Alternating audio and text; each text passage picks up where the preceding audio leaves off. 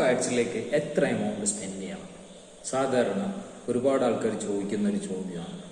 എത്ര amount spend ചെയ്യണമെന്ന് ചോദിച്ചു കഴിഞ്ഞാൽ ഞാൻ പറയും, നിങ്ങളുടെ ബിസിനസ് എന്താണ്, നിങ്ങളുടെ ബിസിനസ്സിൻ്റെ വോളിയം എത്രയാണ്, നിങ്ങൾ ചെയ്യുന്ന ആഡ്സിന് എത്ര എമൗണ്ട് വരെ സ്പെൻഡ് ചെയ്യാൻ നിങ്ങൾക്ക് കപ്പാസിറ്റി ഉണ്ട്. 100 രൂപയ്ക്കും 150 രൂപയ്ക്കൊക്കെ ഫേസ്ബുക്ക് ആഡ്സ് ചെയ്തു തരാമെന്ന് പറയുന്ന ഒരുപാട് ആളുകളുണ്ട്. നിങ്ങൾ അവരിൽ നിന്ന് എന്ത് റിസൾട്ടായിരിക്കും പ്രതീക്ഷിക്കാം? സോഷ്യൽ മീഡിയ മാർക്കറ്റിംഗ് എന്ന് അവകാശപ്പെടുന്ന ഒരു സ്ട്രാറ്റജിയോ ഒരു കസ്റ്റമർക്ക് എല്ലാ ബിസിനസ്സിനും ഒരേ സ്ട്രാറ്റജി തന്നെ ഇംപ്ലിമെന്റ് ചെയ്യുന്ന ഒരുപാട് ഏജൻസികളുണ്ട്. ഞാനും കുറ്റം പറയുന്നതല്ല. പാവപ്പെട്ട അല്ലെങ്കിൽ വളരെ കഷ്ടപ്പെട്ട് ലോൺ എടുത്ത് ബിസിനസ് ചെയ്യുന്ന ഒരുപാട് സംരംഭകർ നമ്മുടെ ചുറ്റുമുണ്ട്. കടം വാങ്ങിച്ചിട്ടും കെട്ടുതാലി പണയം വെച്ചും ഒക്കെ ബിസിനസ് ചെയ്യുന്ന ഒരുപാട് സംരംഭകരുണ്ട്. അവരെ സത്യം പറഞ്ഞു കഴിഞ്ഞാൽ ഇങ്ങനെയുള്ള ഏജൻസികൾ പറ്റിക്കുകയാണ് ചെയ്യുന്നത്.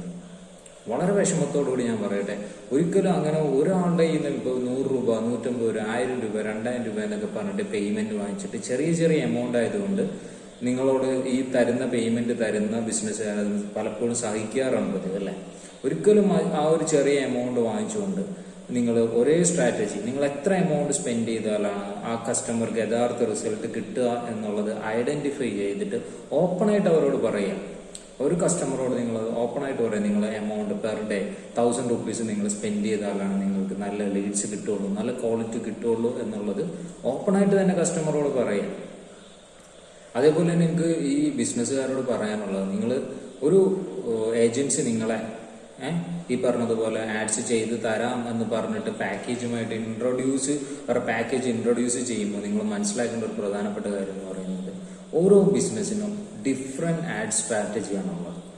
ഇപ്പോൾ 500 രൂപയ്ക്ക് ഒരു കൺസ്ട്രക്ഷൻ ബിസിനസിന്റെ ആഡ്സ് ചെയ്യുന്ന എമൗണ്ടിനായിരിക്കില്ല ഈ പറയുന്ന പോലെ ഒരു ഫുഡ് ബിസിനസിന്റെ സ്ട്രാറ്റജി എന്ന് പറയുന്നത്.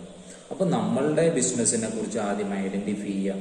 നമ്മൾ ആഡ് ചെയ്യേണ്ട ലൊക്കേഷൻ, നമ്മുടെ ഓഡിയൻസ്, നമ്മൾക്ക് കിട്ടേണ്ട ലീഡ്സിന്റെ ക്വാളിറ്റി, അത് മെസ്സേജ് ആണോ അല്ലെ ഫോൺ നമ്പേഴ്സ് ആണോ ഇമെയിൽ ഐ ഡി ആണോ, നമ്മൾക്ക് കിട്ടേണ്ടത് എന്താണോ ആക്ച്വൽ ഡാറ്റ എന്നുള്ളത്, നിങ്ങൾ എത്ര എമൗണ്ടിന് എത്ര ഡാറ്റ കിട്ടും, എത്ര എമൗണ്ട് ആണ് ഈ ഏജൻസി ഫേസ്ബുക്ക് കമ്പനിക്ക് പേ ചെയ്യുന്നതെന്നുള്ളതും വളരെ വ്യക്തമായിട്ട് അറിഞ്ഞിരിക്കുക എന്നുള്ളതാണ് എനിക്ക് പറയാനുള്ളത്.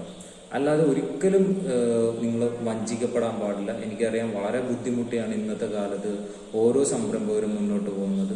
സോ ഏതൊരു ഏജൻസിയെ ഏൽപ്പിക്കുമ്പോൾ നിങ്ങൾ കൃത്യമായിട്ട് അറിഞ്ഞിരിക്കേണ്ട കാര്യങ്ങളാണിത്.